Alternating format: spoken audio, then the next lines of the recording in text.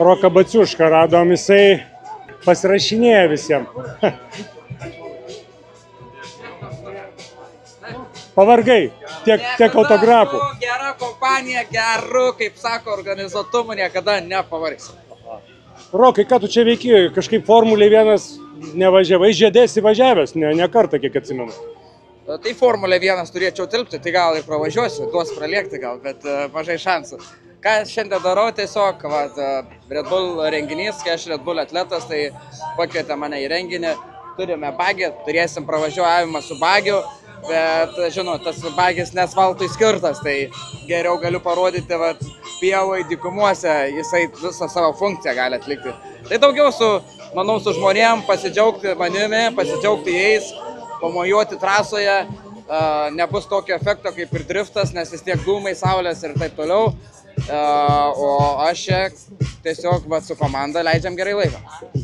Koks tavo šou dar labai trumpai? Tiesiog atsargiai pravažiuosi kaip į parduotuvę, ar apsisuksi, ką su bagiu galima daryti, nes jo pakaba nelygiam keliai, aišku, geriausia dirba, čia visai ne tai. Jo, turėjom rytinę sesiją treniruotės, tenais apie 10 minučių, tai su juo yra sunku iš tikrųjų saulę išpiešti, nes amortikoje didelį yra, tai apsiversti gali. Bet tiesiog paspausiu, biškį kažką pabairuosiu, bet stipriai negalėsiu padaryti. Bet su kartingu dar važiuosim, tai su kartingu saulę galėsiu išpiešti. Dar su savo kartingu važiuosim? Brolis mano jaunesnysis irgi, atlieksim 4 kartingai, parodysim irgi šau šiek tiek. Tai 2 broliai važiuos? 2 broliai. Tavo brolis, gal tu pristatyk, šiaip tai Lietuvos kartingų čempionas, kaip ir tu? Taip, Lietuvos kartingų čempionas, prieš 2 savaitės buvo Pabaltijos etapas, Šiauliuose laimėjo 1 vietą, tai po biškį įsivažiuoja, tai smagu, kad vasarą sportuoja, leidžia labai smagiai laiką. Rokai, girdėjau savo didelėm ausim, kad tu po šito renginio dar ir išplauksi į vandenis. Galimai? Jachta. Jo, dalyvausiu. Inscape tenais renginys. Tai kitą savaitę. Kokiu automobiliu ten dalyvausi? Regatą juokauja, aišku, bet vis tiek ten atstovausi kažkam. Defenderį pakvietė su jachtininkų klubu, plauksim į marias, į jūrą. Nežinau, kokia programa bus, bet tiesiog smagiai praleisim laiką. Tai labai faina bus su jais praplaukti, kaip ten viskas vyksta iš vidaus.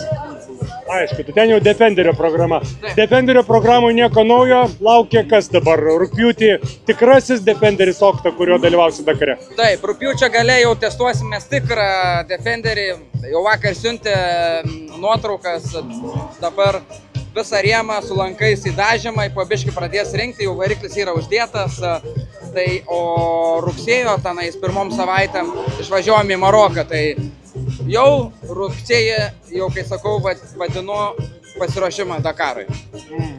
Tai kol kas dar ne Dakaras, kas čia įdomaus vyksta, ko čia žmonės tavęs dažniausiai klausia, be to, kad prašo pasirašyti?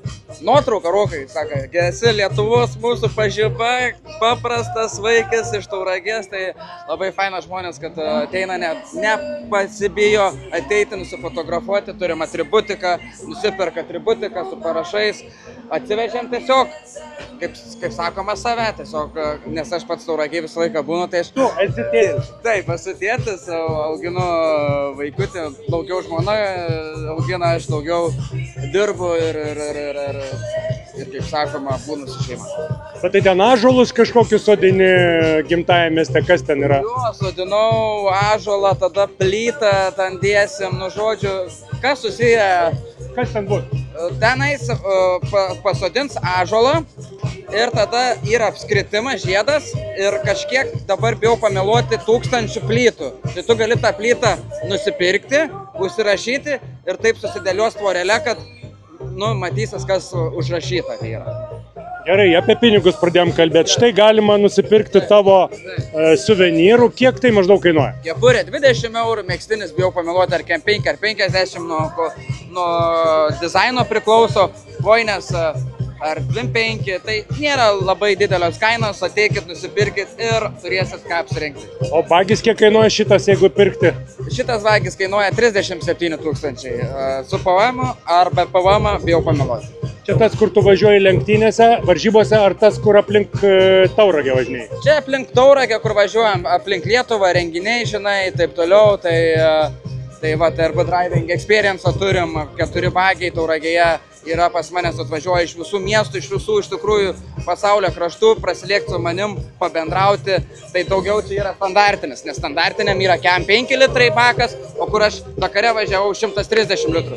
Sėdynės sudėtos, biškių kompas geresnis, tai šiek tiek skiriasi. O dakarinis kiek kainuoja? Dakarinis kainuoja dabar gal 120. O kartingą mačiau, rodėjai žmonėm, koks tai kartingas, kiek jis kainuoja, nes visi sako, ai čia toks kaip važiuoju, aš kur nuominis, žinai. Ne, čia aš tas nuominis vadinu žiolepjovėm, žinai, nes užkuri taip kaip žiolepjovė. O čia yra KZ2, šešiabėgis kartingas, pats galingiausias iš visų profesionalių kartingų, tai jo greitis 180 net, gali būti, tai priklauso nuo trasos ilgio ir nuo visko. Tai pagalvojom, vis tiek reikia sportą, kad nuo ko pradėti, tai nuo kartingų. Turi vis tiek tokiam renginį būti kartingai ir nuo ko pradeda jaunimas, nuo ko sportuoti ir kaip viskas turi vykti. Ne taip, kad tu atsisėdi 13-14 metų iš karto į mašiną. Tai turi vis tiek susipažinti su kartingu, susipažinti su jėgom, šiek tiek su fizika. Tai va. Artimiausi planai, kokie tavo gyvenime, kokie iššūkiai, dėl ko naktimis nemiegi? Naktinim miegu labai puikiai, leidžia miegoti, tai planai yra sudėlioti, galvojam tik kitais metais daugiau varžybų suvažiuoti, gal ir kažkada norėčiau gal ir žiedą grįžti, labai traukia ralis, gal norėčiau pasirodyti, bet reikia tikslaus plano ralio, tai be reikalo važiuoti ir leisti pinigus nematau prasmės.